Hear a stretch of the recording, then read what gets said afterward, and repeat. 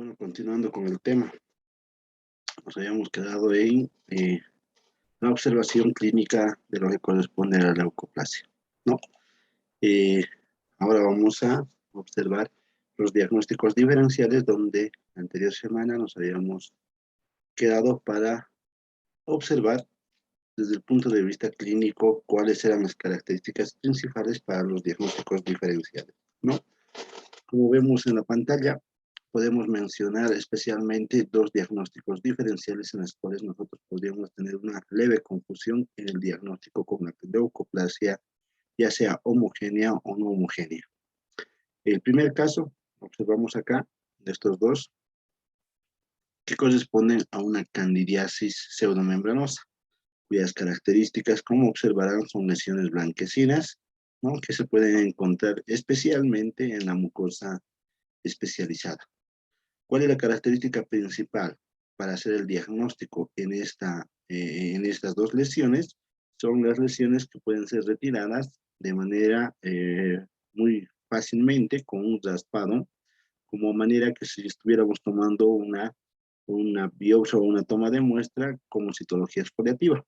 Entonces, nosotros vamos a realizar ese proceso y vamos a eliminar muy fácilmente estos elementos blanquecinos. Esa nos ayuda a hacer el diagnóstico diferencial juntamente con la leucoplasia. En esta sí vamos a poder retirar la lesión como tal, mientras en la leucoplasia no. Otra lesión cuya característica tiene las mismas peculiaridades de la leucoplasia es el líquen plano. Como observamos acá, son lesiones blanquecinas en algún momento con lesiones eritematosas, juntamente con podríamos confundir con una eritroleucoplasia, ¿no? Simplemente estas lesiones son trastornos inmunológicos, en las cuales también como diagnóstico diferencial es bueno tomar en cuenta estas lesiones, ¿no? Vamos a ver otra lesión como diagnóstico diferencial y vamos a observar acá lesiones como que si fueran leucoplasias no homogéneas, ¿no? Acá vamos a observar ya lesiones un poco más amplias y observamos acá el carcinoma verrugoso. Más adelante vamos a tocar qué características tiene, pero esta lesión ya podemos decir de que es una lesión netamente cancerígena y de forma maligna, cuyas formas podemos ver, ¿no? Ya son elementos neoplásicos que tienen las características propias de una lesión maligna, ¿no? Juntamente hasta su aparición. Dentro de las características principales vamos a ver los diagnósticos diferenciales en las cuales podemos nosotros confundir una leucoplasia, ¿no? Existen varias lesiones, podríamos decir, en las cuales tienen similitud con una leucoplasia y dentro de ellas vamos a mencionar todas estas. Miren, hay lesiones reactivas que pueden ser hiperkeratosis, cuya característica van a ser blancas, una acantosis, una queritis actínica, una estomatitis nicotínica, las quemaduras dérmicas que pueden generar eso.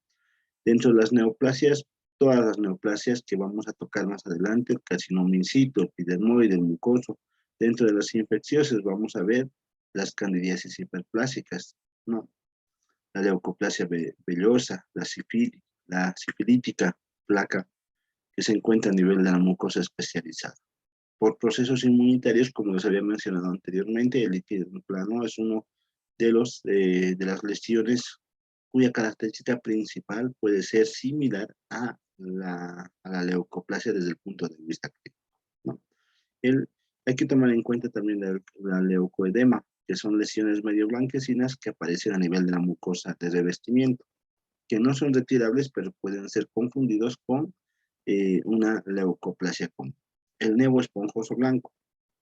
Está de más decir que es un nevo.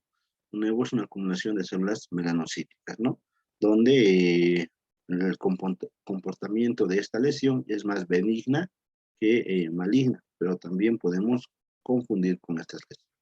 La idiopática es una lengua vellosa blanca, por ejemplo. La lengua vellosa blanca es donde vamos a ver especialmente a las papilas hiperplásicas, ¿no? Desde el punto de vista clínico, vamos a observar como una lesión, como una placa blanquecina a nivel de lo que es el dorso de la lengua, que puede ser también muy fácilmente confundible con con una leucoplasia. Una lengua geográfica o una glossitis migratoria benigna, que también se la denomina, también podemos desarrollar esas lesiones blanquecinas con esos halos, podríamos decir, blanquecinos y eritematosos en algunos segmentos. Entonces, es una forma también de confundir a la leucoplasia con este tipo de lesiones. Muchas de las lesiones que vamos a observar, ¿no?, son lesiones netamente blanquecinas, pero como les había mencionado, aquellas lesiones en las cuales son considerados como precancerígenos son la eritroplasia, la leucoplasia, la leucoeritroplasia o eritroleucoplasia, ¿no?, denominado, y la quelitis actínica. Vamos a ver este tipo de combinación entre lo que llamamos nosotros una leucoplasia y una eritroleucoplasia, que simplemente es conocido por muchos autores como la eritroplasia moteada. Y acá vamos a observar ese tipo de lesión donde vamos a ver que existen lesiones blanquecinas con lesiones eritematosas.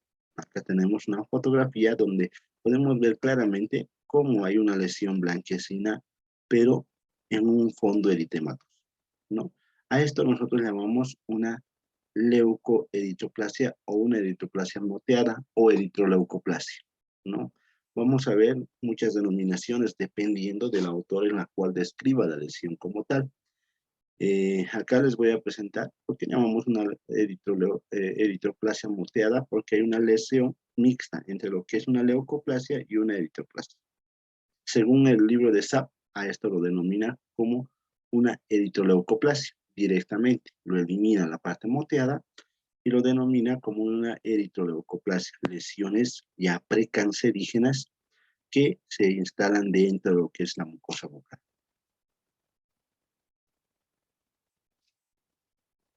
Vamos a ver los diagnósticos diferenciales de esta lesión con las cuales nosotros podemos confundir. Por ejemplo, las placas, las lesiones blanquecinas, como vemos acá, o una simple lesión, por ejemplo, hecha por virus, ¿no?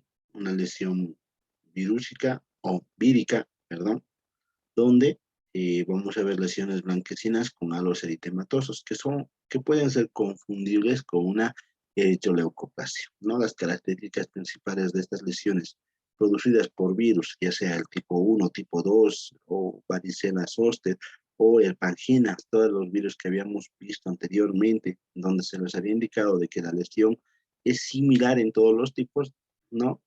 Independientemente al tipo de virus que pueda afectar a la mucosa, las lesiones van a ser similares, ¿no?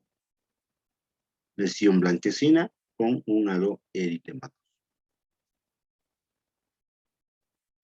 Vamos a ver que también otro factor u otra lesión predisponente al cáncer es la queilosis actínica o la queilitis actínica, ¿no?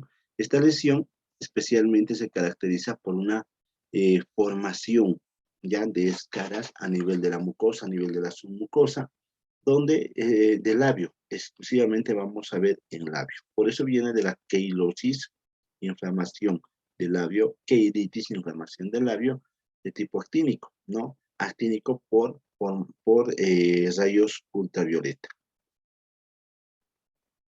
Estas lesiones vamos a ver cómo en la figura se observa a manera de heridas y que se van a ir formando costras a nivel de lo que es la mucosa del labio, cuya formación no sana de manera rápida, ¿no? Siempre tenemos una descamación, una queilitis exfoliativa, primeramente, y posteriormente la lesión instaurada como úlceras, como lesiones de escara, como que empiezan a tener formaciones de reparación, pero simplemente no desaparecen. Estas son las lesiones que podemos tomar en cuenta dentro de lo que llamamos nosotros una lesión precancerígena. Dentro de la histopatología vamos a ver, ¿no?, que vamos a encontrar una displasia leve, ¿no? Ya habíamos hablado de los tipos de displasia, leve, moderada y severa, ¿no?, donde observamos que todo el tracto epitelial están formados por alteraciones a nivel de las células, tanto en la forma de la célula como en la arquitectura del epitelio como tal, ¿no? Vamos a ver una hiperkeratosis, donde observamos el epitelio ahí, ¿no? Gránulos y especialmente de células escamosas. Acá no vamos a observar, si bien estamos observando las células, ¿no? Con alteraciones de pleomorfismo nuclear, estamos viendo alteraciones de núcleos, de células grandes multinucleadas, ¿no? Ya nos está avisando de que estamos dentro de lo que llamamos nosotros un carcinoma de células escamosas bien diferenciado, inclusive perlas podemos observar de queratina, ¿no? Las perlas de queratina nos están indicando de que ya tenemos un carcinoma instalado en epitelio como tal. Las quelitis actínicas vamos a ver acá cómo aparecen a nivel de lo que observamos en labio. Miren las lesiones donde aparecen a nivel del berbellón del labio, ¿no? A manera de costras. Estas lesiones siempre van a estar instaladas en esto porque recuerden, la queilosis actínica es producida por rayos ultravioleta, producidas por el sol, por la instalación constante o la presentación de estas estructuras ante el sol constantemente, ¿no? Y vamos a observar estas lesiones. Podemos comenzar con lesiones bien leves, pero donde el epitelio nos indica ya una transformación. Tenemos acá el epitelio, el tejido conjuntivo, tenemos la membrana basal, pero las lesiones o las células que ustedes ven acá, ¿no? Nos está indicando de que ya está instalado una lesión precancerígena, ¿no? Aquí observamos especialmente cómo la membrana basal empieza a fracturarse, ¿no? Hay lesiones muy claras de inflamación, especialmente el infiltrado linfocitario, que es evidente que esta lesión no está entrando a una displasia, especialmente de tipo severa, ¿no? Vamos a encontrar también melanocitos a nivel de todo lo que es el epitelio. Acá ya empieza a desaparecer la membrana basilar y la lesión empieza a tener infiltración hacia tejido conjuntivo, ¿no? El infiltrado linfocitario severo que se observa a nivel de lo que es tejido conjuntivo.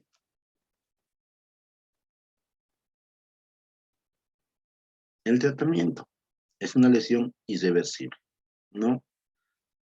Podemos disminuir su, su estadio, su formación, podríamos decir, con el uso de bálsamo.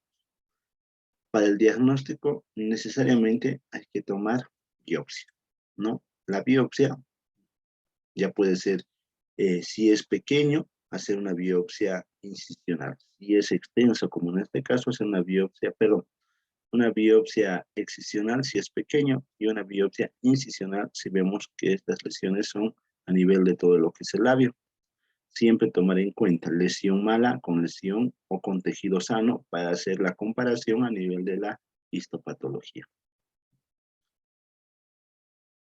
Bueno, como acá menciona, casos severos se debe realizar la recesión quirúrgica con un gran rango de seguridad, ¿no? Donde muchos de los pacientes llegan a perder los labios por completo.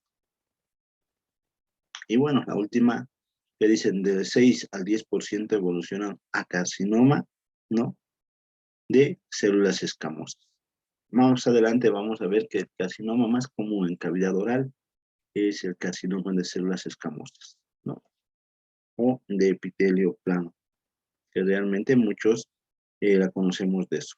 Entonces acá vamos a ver las queilitis actínicas ya de tipo con lesión ulcerada. Una lesión también importante son las fibrosis submucosas orales, estas lesiones empiezan a desarrollar lesión fibrocítica, es decir, el tejido fibroso empieza a invadir todo lo que es la mucosa de revestimiento, lesionando mucho de ese tejido a este nivel, ¿no?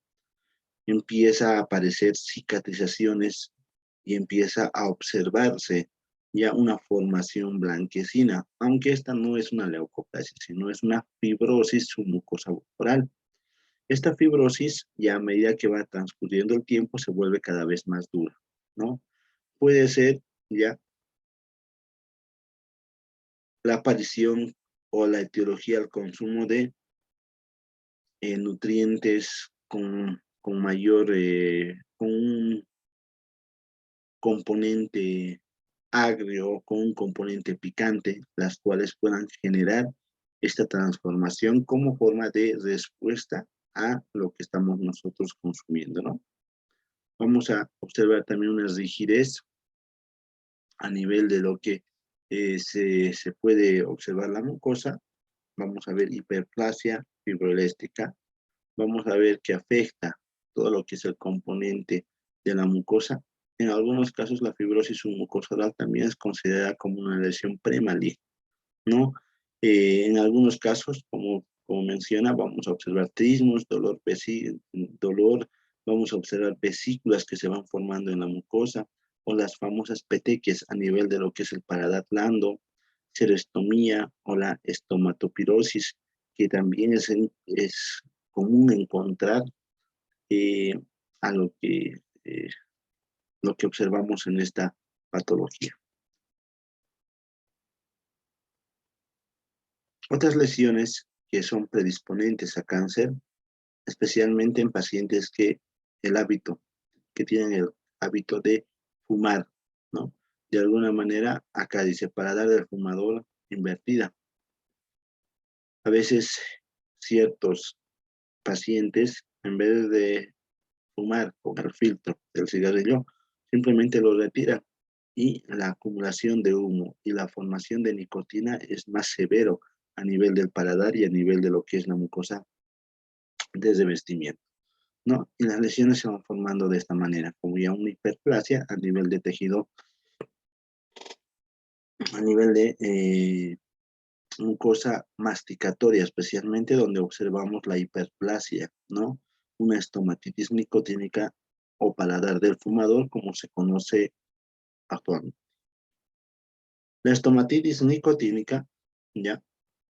Especialmente va a afectar a lo que es la mucosa de paladar, porque ahí empieza a acumularse todo lo que son los elementos de tejido, especialmente como observamos las úlceras, la inflamación a nivel de lo que es la, la mucosa masticatoria, y vemos que ya empieza a tener un engrosamiento del tejido epitelial a ese nivel y la aparición de úlceras. Las características de las neoplasias benignas y malignas ya lo habíamos tocado anteriormente, ¿no? Estas características vamos a observar dependiendo de el tejido donde se va a encontrar y dependiendo de la forma de presentación de la lesión como tal, ¿no? Cuando hablamos de una terminación o más, siempre nos vamos a referir que es una lesión benigna, ¿no? Y que se encuentra en donde, en epitelio. Mientras cuando hablamos de sarcoma, estamos hablando de una lesión maligna, pero que se encuentra en tejido conjuntivo, ¿no? Entonces, eso simplemente para aclararles cómo es la denominación o la terminología en la cual utilizamos cuando nos referimos a neoplasias, ya sean benignas o malignas. Acá está en la diapositiva, podemos ver cuando se presenta a nivel del cartílago, ¿no? Podemos denominar condroma y condrosarcoma en lesiones malignas. En hueso, un osteoma y un osteorhabdomiosarcoma, ¿no? Entonces, estas lesiones hay que tomar en cuenta cuando nosotros estamos frente a un diagnóstico para poder saber cuál es el origen del tejido, qué tipo de lesión estamos enfrente. Vamos a entrar a las lesiones malignas.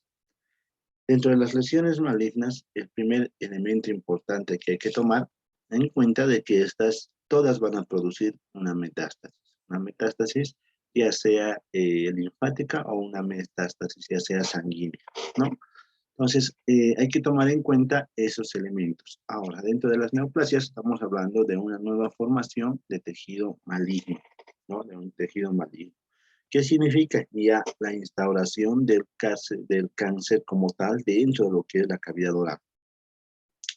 Vamos a observar tipos en los cuales nosotros vemos cómo se va a presentar los carcinomas y cuáles son los más comunes dentro de la cavidad oral de acuerdo a su aparición, ¿no? Vamos a ver estos 5 elementos importantes como son los carcinomas, los tipos de neoplasias malignas del epitelio. El primero, el carcinoma oral de células escamosas o epidermoide. Este carcinoma de células escamosas o también denominado epidermoide es el carcinoma más común, podríamos decir, se encuentra en el 95% de los casos en cavidad oral. Este carcinoma comienza a nivel de las células escamosas. Y estas células se pueden encontrar en piel, se pueden encontrar en el revestimiento de los huesos o perdón, de los órganos huecos, se puede encontrar en los pasajes de los tractos respiratorio, digestivo, ¿ya? Este carcinoma epidermoide descrito, perdón, esas son, podríamos decir que esos van a ser los orígenes del carcinoma oral de células escamosas. El carcinoma verrugoso, esta que vamos a observar, podríamos decir que dentro de la incidencia es el segundo carcinoma más común dentro de su aparición en cavidad oral. Este carcinoma epidermoide tiene su comportamiento distinto, ya que posee menor grado de malignidad, es decir, si se presenta, su malignidad es disminuida. Tienen un crecimiento especialmente lento, que puede durar meses, inclusive años, ¿no? Pero la característica principal del carcinoma verrugoso, que podría decir que es su formación casi in situ, ¿ya? Es decir, se instala y puede formarse en un solo lugar de tal manera que no es invasivo. El carcinoma vasocelular, este carcinoma vasocelular es el que se origina en la capa más profunda de la epidermis, ¿ya? Casi vamos a observar el carcinoma vasocelular en piel, ya es más común encontrar en piel y se origina en el estrato basal, sobre todo en áreas expuestas ya al sol, como por ejemplo, donde podríamos encontrar un carcinoma vasocelular a nivel del labio, a nivel de la parte adyacente a lo que es la cavidad oral o simplemente a nivel de la cara, ¿no? Finalmente, bueno, no finalmente, sino el carcinoma de células fusiformes, este vamos a considerar como un tumor dimórfico, que se presenta de dos formas exclusivamente, ¿ya? Que muestra las superficies, o la superficie se característica, o tiene una característica principal de un carcinoma de células escamosas. Pero en la profundidad vamos a tener células fusiformes, es decir, por eso se denomina dimórfico. A nivel de la superficie muestra tejido escamoso, células escamosas. Pero si nosotros observamos un poco más en la profundidad, vamos a observar los carcinomas de células fusiformes, ¿no? Y finalmente el adenocarcinoma o carcinoma mucoepidermoide. Esta está netamente relacionado a lesión patológica de glándula salivar. Por eso denominamos adenocarcinoma o carcinoma mucoepidermoide. Vamos a ver las lesiones del carcinoma in situ. Aquí llamamos nosotros carcinoma in situ. Llamamos carcinoma in situ aquella patología o aquel cáncer que se va a formar en el lugar del epitelio sin invadir a tejido conjuntivo. ¿no? Acá estamos viendo un tejido normal, estamos viendo un carcinoma tipo 1, tipo 2 y tipo 3, ¿no? ¿Cómo las clasifican? Dependiendo, ¿no? Pero si nosotros observamos, hay una lesión a nivel de las células, donde vemos la arquitectura desaparece de alguna manera y vemos las lesiones o las células con las alteraciones de forma, pleomorfismo, alteración citoplasmático alterado, vamos a ver núcleos grandes, pleomorfismo nuclear, miren, observen esto, ¿no? En el tipo 1, en el tipo 2 ya la arquitectura está totalmente alterada, la alteración citoplasmática núcleo también, no hay una relación, miren estas células gigantes multinucleadas, pleomorfismo celular, pleomorfismo nuclear, mitosis atípica, ¿no? Y que ni hablar acá, ya tenemos una mitosis completamente amplia, tenemos células bastante diferenciados, donde vamos a observar muchas de las patologías de alteración de forma de la célula, pero si se dan cuenta, ninguna ha invadido tejido conjuntivo. Esa es la característica principal del carcinoma in situ, que se desarrolla dentro del epitelio, sin invasión de la membrana basal. Cuando estas células empiezan a invadir, vamos a ver un carcinoma epidermoide, escamoso, infiltrativo, en otras palabras. Mientras tanto, son estas denominadas carcinoma in situ porque se desarrollan en su lugar, ¿no? Sin invadir tejido conjuntivo, sin romper membrana basal. Un carcinoma in situ es la que vamos a observar. Muchas veces pensamos que al observar este tipo de lesiones, ya sabemos que es un cáncer, pero en muchos de los casos, por lo menos para el diagnóstico, pensamos o anhelamos que sea in situ, que significa que solamente se ha desarrollado en este lugar. Con una biopsia excisional podemos nosotros sanar este proceso, ¿no? Cancerígeno. Pero muchas veces es infiltrativo, donde ya hay una metástasis y compromiso del sistema, de todo el sistema del paciente como tal. Esta lesión, ya el carcinoma in situ, es una lesión neoplásica, limitada, como les dije, simplemente a epitelio, ¿no?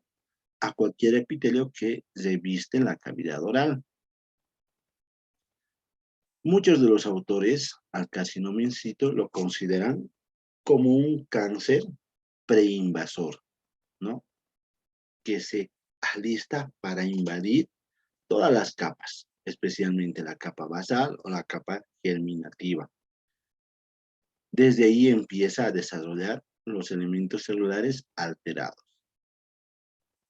¿Dónde se puede desarrollar el carcinoma in situ? En cualquier parte de la mucosa bucal, mucosa especializada, mucosa masticatoria o mucosa de revestimiento, donde puede ir desarrollándose esta patología como tal, ¿no?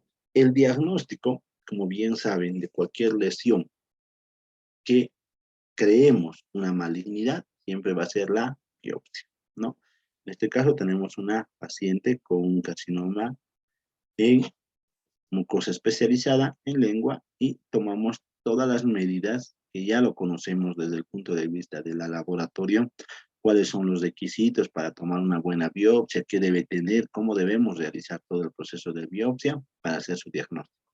Y eso exclusivamente implica esa forma de tratar al paciente como tal, teniendo el tejido para su observación y posterior diagnóstico presuntivo. Para los diagnósticos siempre es bueno hacer muchas tinciones donde nosotros podamos observar las patologías como las vemos acá en la diapositiva, ¿no? Acá tenemos de forma macro, con mayor aumento, donde ya vemos alteración celular. Ustedes me dirán, acá podemos ver un epitelio plano estratificado, un epitelio cúbico eh, estratificado para nada. No podemos diagnosticar. Sí podemos ver algunas células planas, ¿no? Donde nos dice que es un plano, que es un epitelio plano o escamoso estratificado, pero ya donde observamos todo el cambio de la morfología celular a nivel de epitelio. Y esta nos va a ayudar inclusive a observar mucho más claro. Vean acá la infiltración linfocitaria que nos está diciendo que esto tiene una inflamación, ¿verdad? Y bueno, también es bueno tener ciertas tinciones, las cuales nos pueden ayudar mucho mejor para el diagnóstico de un carcinoma, como la P53, donde nos ayuda, digamos, en el diagnóstico más claro, más certero de cómo está invadiendo, porque puede ser de que hay un carcinoma in situ, pero una o dos células estén sobre tejido conjuntivo, y este tipo de tinciones nos ayudan a observar mucho más claro si hay ese infiltrado a nivel de tejido conjuntivo, ¿no? Entonces es importante siempre observar. Los carcinomas epidermoides o los carcinomas en general, muchas tienen relación en aparición. Aparecen como lesiones blanquecinas, eritoplásicas, lesiones ulceradas que tienen buen tiempo de desarrollo, ¿no? Donde al inicio estas lesiones son asintomáticas, pero posteriormente a su manejo se vuelven sintomáticas y son muy dolorosas en el desarrollo de la lesión. Acá vamos a ver el carcinoma epidermoide, ¿no? A nivel de la mucosa masticatoria, a mucosa de revestimiento, cómo se va desarrollando. Esta es una lesión maligna donde está afectado el epitelio plano. Hay una proliferación destructiva de lo que es la mucosa bucal y pueden producir metástasis a distancia. ¿Qué significa? Puede haber el desarrollo de la lesión acá en boca, pero puede desarrollar la patología a nivel de hígado, a nivel de pulmón, a nivel de estómago. Entonces pueden causar lo que nosotros llamamos metástasis a distancia. Exclusivamente el carcinoma epidermoide tiene mayor incidencia a nivel de lo que son bordes laterales de la lengua, en el labio inferior y paladar. Vamos a observar las variedades histopatológicas. El carcinoma epidermoide, acá vamos a observar bien diferenciado, ¿no? Donde hay acumulaciones de queratina o las perlas de queratina, que es común encontrar ya en un carcinoma ya bien diferenciado. Directamente observamos estas lesiones de queratina, de acumulación de queratina, ¿no? Hay una alteración, si ustedes ven, no vemos la membrana basal por ningún lado, hay una invasión por completa, hay alteración, perlas de queratina, ya tenemos que pensar ya como un diagnóstico certero del carcinoma epidermoide. En este caso, vamos a encontrar un carcinoma epidermoide moderadamente diferenciado, donde si bien estamos observando la membrana basal, pero acá empieza a desaparecer. Y la invasión del epitelio hacia el tejido conjuntivo es más evidente, ¿no? También vamos a observar alteración en la morfología celular y en la arquitectura del epitelio como tal. No observamos lo que es la membrana germinativa, las cuales van a originar a las células escamosas. Y por el contrario, observamos simplemente un desorden celular, ¿no? Finalmente, un carcinoma poco diferenciado. Tiene alteraciones en lo que es la arquitectura, especialmente de las células. Vamos a entrar a otro tipo de carcinoma, el carcinoma verrugoso. Este carcinoma verrugoso ya es una variante exclusivamente del carcinoma de células escamosas, eh, especialmente del tipo bien diferenciado, que se caracteriza por presentar lesiones exofíticas. ¿Qué significa exofítica? Que sobresale, ¿no? Se sobresale el tejido. Y este tejido está acompañado por múltiples prominencias y hendiduras poco profundas que se van a desarrollar ya mayormente con incidencia en encía, en mucosa alveolar, ya, o mucosa yugal.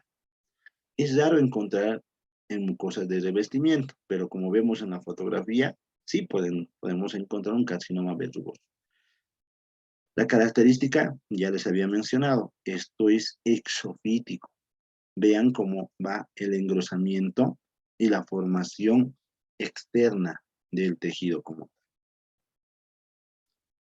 Para su diagnóstico, como siempre les hemos indicado, debemos realizar siempre enmarcado, como vamos a realizar.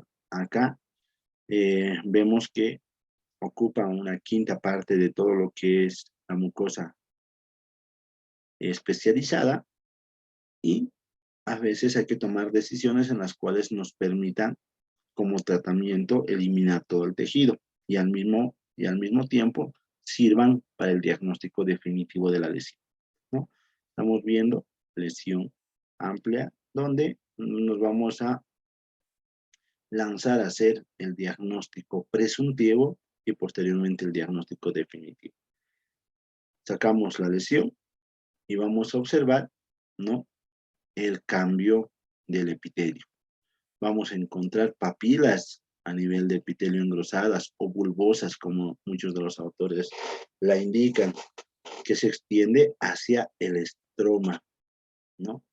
Donde acá exclusivamente vamos a ver hiperkeratosis. Bien marcada la hiperkeratosis. Aquí está el epitelio, aquí está la membrana, ¿no?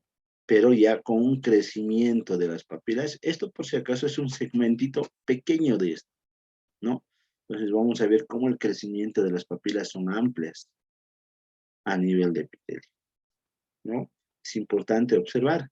Bueno, cuando tenemos este diagnóstico del carcinoma verrugoso, lo que les he dicho no es tan infiltrativo, tan invasivo. Pero entonces podemos nosotros tomar la determinación mediante una biopsia excisional, eliminar todo, como se ha hecho en este caso, ¿no? Se observa, se ha eliminado todo el tejido malo y posteriormente la cicatrización se ha dado, claro, con una simetría de la lengua bien marcada, pero lo importante es que se salvó la vida al paciente como tal, ¿no? Si esto se dejaba avanzar, posiblemente llegaba a una metástasis a distancia, podría entrar a ser infiltrativa y comprometer la vida del paciente como tal, ¿no? El carcinoma escamocelular, ya, o carcinoma también epidermoide, vamos a ver, esta neoplasia también es maligna, que también puede desarrollarse a nivel de piel, ¿no? Tiene origen epitelial, que está formado por células escamosas. ¿Qué significa células escamosas? Que está en el epitelio plano estratificado. Carcinoma es carcinoma plano estratificado o de carcinoma de células planas, es lo mismo que un carcinoma escamocelular, ¿no? Está formado a nivel de ese tipo de epitelio, ¿no? Como les había dicho anteriormente, el carcinoma escamocelular o el carcinoma epidermoide casi se presenta en un 95% en cavidad oral y es el carcinoma más común dentro de lo que son los carcinomas a nivel de cavidad bucal, ¿no? Acá vamos a observar la misma lesión del paciente anterior, donde si podemos ver clínicamente no tiene gran presentación eh, defectuosa, podríamos decir. Sí, vamos a ver lesiones blanquecinas, pero si nosotros sacamos una radiografía, el tejido óseo ya está comprometido, ya hay una alteración a nivel de hueso, inclusive donde existe reabsorción ósea, donde existe alteración evidente del tejido óseo como tal, ¿no? Y es importante ver el diagnóstico. Acá vamos a observar el tejido epitelial, acá mucho mejor a mayor aumento donde vemos las alteraciones de células, relación núcleo-citoplasma alterado, vamos a ver pleomorfismo nuclear, observamos en algunos casos células multinucleadas, ¿no? Y la característica principal de una alteración de tipo celular. El carcinoma vasocelular, habíamos hablado de que exclusivamente el carcinoma vasocelular aparece ¿dónde? En piel, ¿no? Consiste en un cáncer especialmente que se origina en la capa profunda de la epidermis, a nivel de lo que llamamos nosotros el estrato basal, sobre todo donde les había indicado a nivel de tejido que está expuesto al sol. Entonces, vamos a encontrar a nivel de labio o adyacente a estos elementos y en piel. Y estos carcinomas, a veces también, este carcinoma vasocelular, tenemos como diagnóstico diferencial a un queratocantoma, ¿no? Que podríamos confundir como diagnóstico diferencial. Los queratocantomas también aparecen en piel, tienen una formación exofítica, inversamente al carcinoma vasocelular, que es una formación exofítica, ¿no? Que se va desarrollando por fuera. Entonces, los diagnósticos diferenciales es importante tomar en cuenta antes de dar un diagnóstico definitivo. Pero como siempre les hemos mencionado, de que los diagnósticos definitivos siempre las debemos realizar con una placa histológica, ¿no? Aquí tenemos un carcinoma vasocelular a nivel de lo que es el labio superior, donde observamos esa lesión ulcerosa, ¿no? Acá ya hemos eliminado el contenido o el componente maligno, pero la mayoría de estos se presenta con un aspecto papuloso, traslúcido y brillante exclusivamente. En algunos casos tienen una coloración amarillenta, como si el contenido fuera pus. Casi todas las formas clínicas van a presentar esa forma clínica donde aparece como en una lesión amarillenta, como que si el contenido sería pus. Todas sus formas clínicas se hacen eso.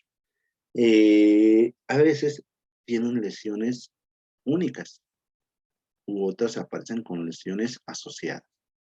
¿Cuáles son los tipos de carcinoma vasocelular? Vamos a encontrar estas 5. Nodular, plano, ulcerado, eritematoso y pigmentado. En cualquiera de estos tipos clínicos vamos a observar lo que les decía, la coloración amarillenta de la lesión, ¿no? Finalmente vamos a entrar al sarcoma. El sarcoma es una lesión a nivel de tejido conjuntivo, no maligno, especialmente donde vamos a observar igual, distribuido en todo lo que es la mucosa bucal, masticatoria, de revestimiento o especializada.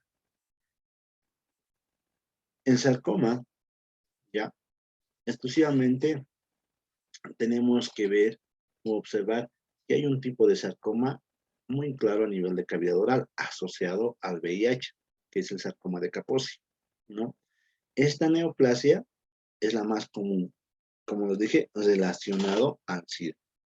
Y generalmente, el sarcoma de Kaposi vamos a encontrar a nivel de paladar, a nivel de encía o a nivel del trígono retromolar.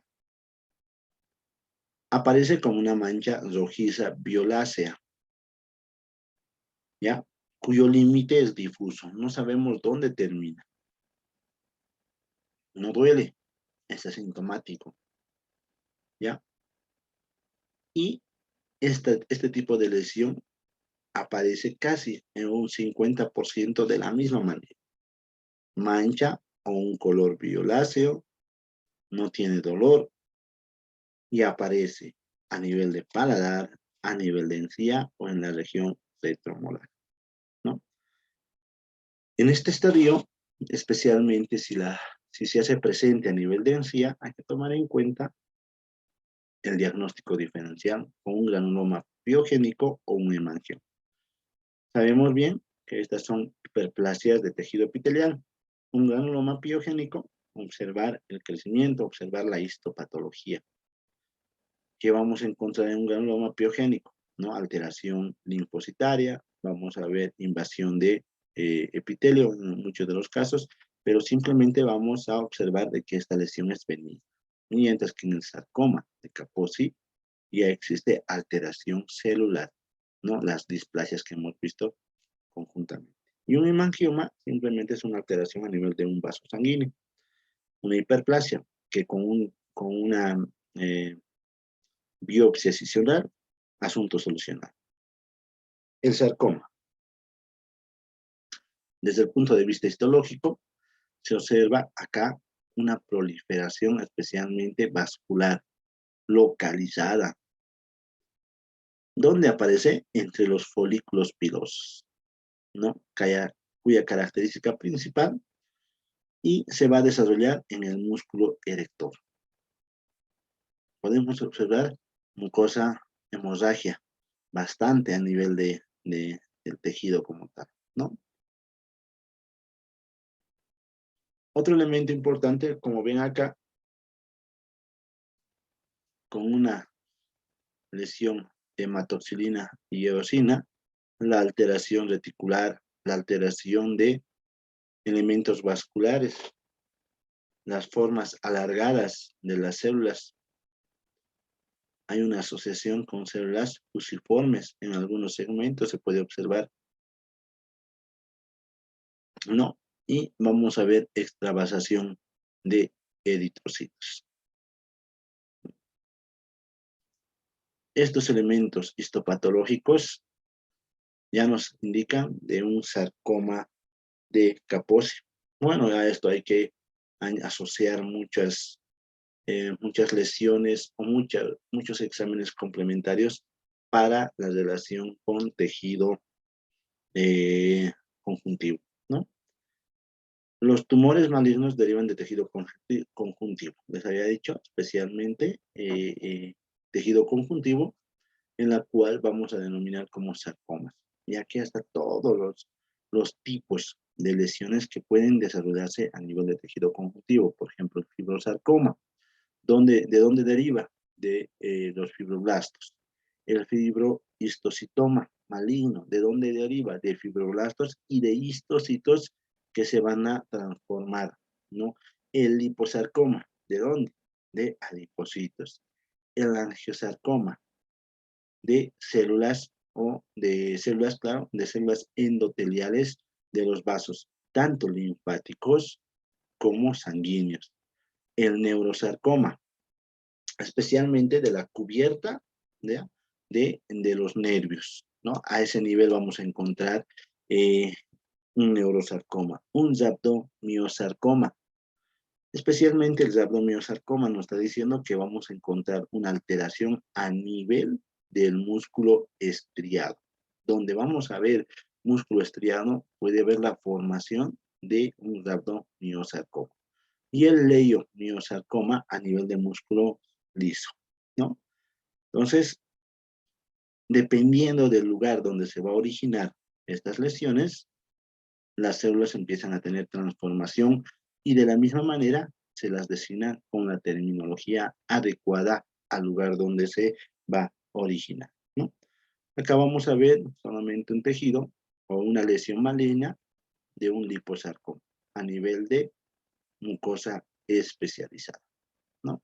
Liposarcoma, me dirán muchas veces que el tejido amarillento nos va a indicar que es células adipositas, no tanto así. Muchas veces la coloración o el aspecto clínico de la lesión no nos ayuda mucho en el diagnóstico presuntivo, ¿no? Entonces siempre es importante hacer el diagnóstico de la histopatología. El liposarcoma es una lesión rarísima, rarísima, en cavidad oral, pero que se puedan encontrar, ¿no? Y cuando son diagnosticadas a tiempo, se pueden eliminar teniendo un buen pronóstico.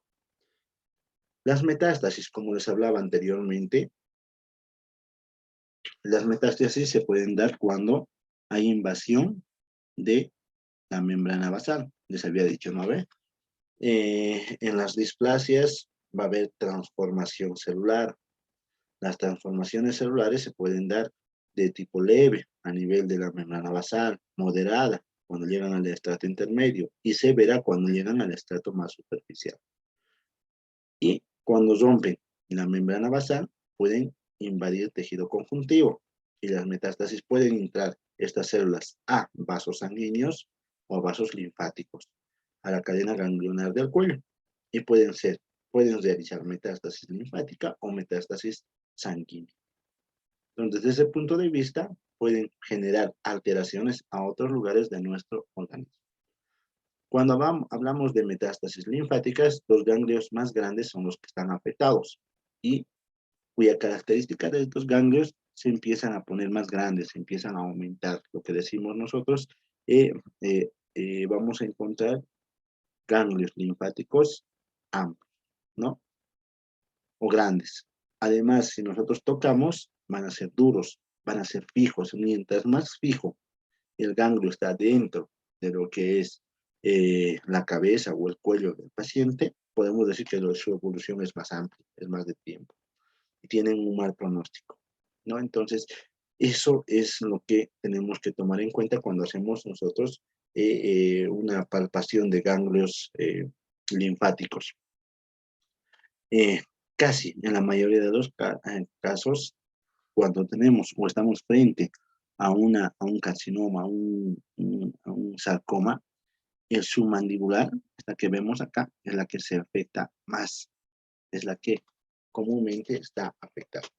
Sin tomar en cuenta, ¿no? Sin dejar de lado, más bien dicho, la cadena cervical superficial y profundo a nivel de lo que es el cuello. Acá vemos la cadena superficial y la cadena profunda de los grandes vasos del cuello. Y los ganglios submentonianos, que también es importante hacer la palpación.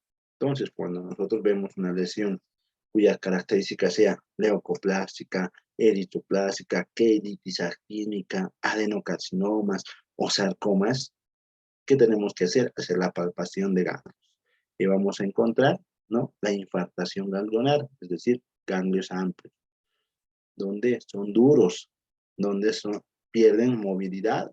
Entonces, ya nos está ayudando a nuestro diagnóstico presuntivo, ¿no? Para la realización de una toma de biopsia.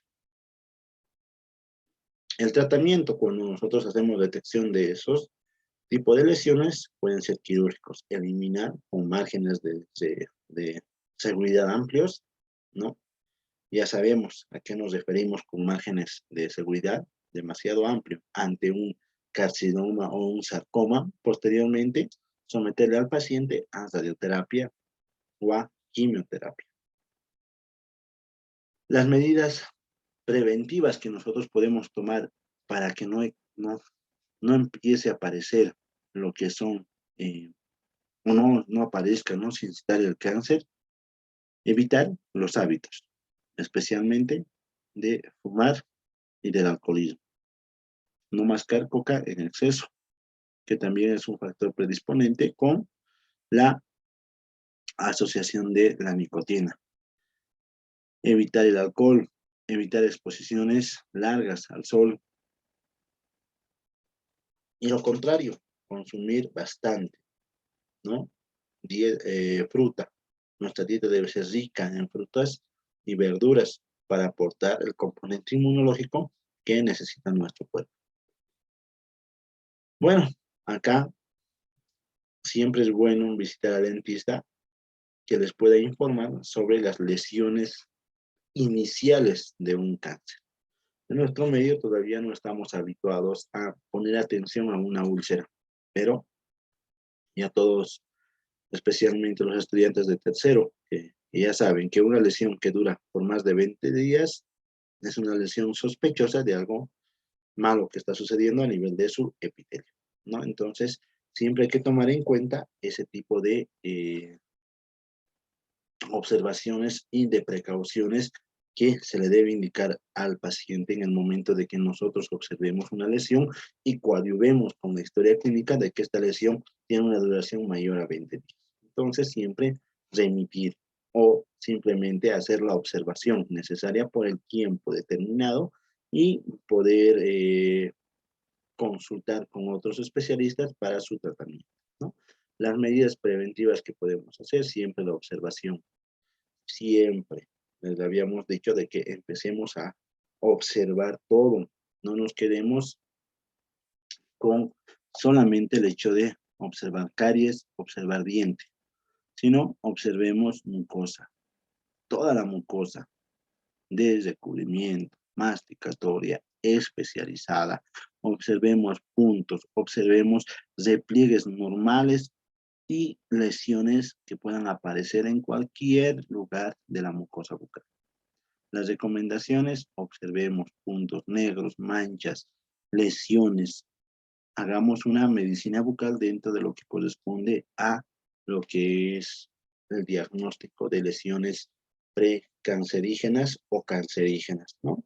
Depende de nosotros hacer un diagnóstico oportuno, a tiempo, para salvar la vida del paciente. Creo que con esto se ha terminado el tema de neoplasias a nivel de la cavidad oral, ¿ya? y vamos a ir reforzando el elemento de diagnóstico para lo que es los cánceres en cavidad oral, ¿no? Simplemente agradecer la atención y bueno, nos vemos en otra oportunidad. Muchas gracias.